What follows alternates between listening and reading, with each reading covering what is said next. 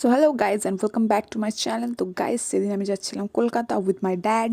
So প্রথমেই আমরা ট্রেনের টিকিট কেটে নিলাম, যেটা ছিল দুর্গাপুর টু শিয়ালদা। বেসিক্যালি কলকাতা এই জন্যই যাচ্ছিলাম কারণ আমার সিটেটের এক্সাম ছিল, যেটা ছিল 15 তারিখে, আর আমরা বেরিয়ে পড়েছিলাম 14 তারিখে। সো কপালে টিপে দেখে বুঝতে পারছি আমি এক্সাম দিতে যাচ্ছি। সো তারপরে আমরা শিয়ালদা স্টেশনে নেমে মধ্যমগ্রামে গেছিলাম, যেখানে ছিল আমার বাবার ফ্রেন্ডের বাড়ি। তো রাত্রে আমরা ওখানেই ছিলাম। তারপরে আমি একটু ফ্রেশ হয়ে স্ন্যাক্স খেয়ে নিলাম। তো যে আঙ্কেলটার বাড়িতে ছিলাম, basically he is a good human being.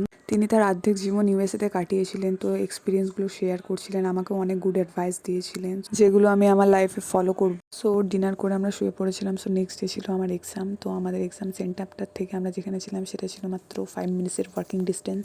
So exam দিয়ে নেওয়ার পর আমরা বাসে করে চলে গেছিলাম। এখানে বাসের সিটগুলো একটু আজীব ছিল। তারপর আমরা লাঞ্চ করে নিলাম। লাঞ্চে ছিল চিকেন, ভাত, সবজি, একটা চিংড়ির চপ আর আলু ভাজা, আলু ভাতে।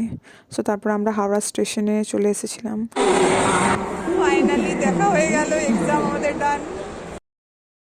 গাইজ আমরা খুব দুঃখিত যে আমরা রাজুদার পরোটা খেতে পারিনি। তুই কি উক্তি দিতে চাস? আমি তো জানি না রাজুদার পরোটা। আমরা যেদিক থেকে যেখানে ছিলাম শিয়ালদাতে, ওখানে রাজুদার পরোটা ছিল, কিন্তু আমরা এত কাছে যেয়ে খেতে পারলাম না। খুব আফসোস, জীবনে খুব আফসোস লাগছে। কিছু বলতে চাস? না, ওকে বাই। মাসে ঘুমিয়ে যাই। সো তারপরে এই বোনটাকে দেখো কি সুন্দর মনের আনন্দে ঘুমাচ্ছে, কোনো দুনিয়াদারির সাথে লেনা দেনা নেই। ট্রেন উড়ে যাক, পৃথিবী ধ্বংস হয়ে যাক, ওর কোনো যায় আসে না, ও কিন্তু ঘুমাবে।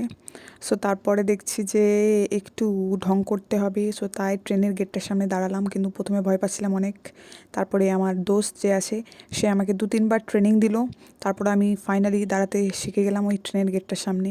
তাও ভয় ছিল যদি উড়িয়ে ফুড়িয়ে নিয়ে যায়, কিন্তু তাও মনের ভয়কে দূর করে তারপর দাঁড়ালাম ফাইনালি। সো কলকাতার এই জার্নিটা যদি রিভিউ দিতে বলা হয় তাহলে বেস্ট ছিল আঙ্কেলের সাথে মিট হওয়া। সো কলকাতার সবাই খারাপ হয় না, কিছু কিছু মানুষ আছে যারা আমাকে চেনে না, জানে না আমাদের, তাও আমাদের অনেক হেল্প করেছে। তো যাই হোক, আঙ্কেলকে কোনোদিনও ভুলবো না, যদিও তিনি আমাকে তার ইমেল আইডিটা দিয়েছেন, দরকার হলে আমি তাকে কোনো দরকারে মেল করব। সো আজকের ভিডিওটা এইটুকুই। তো বাড়ি এসে দেখলাম আমার মামার হাতে কতগুলো পার্সেল রিসিভ হয়েছে।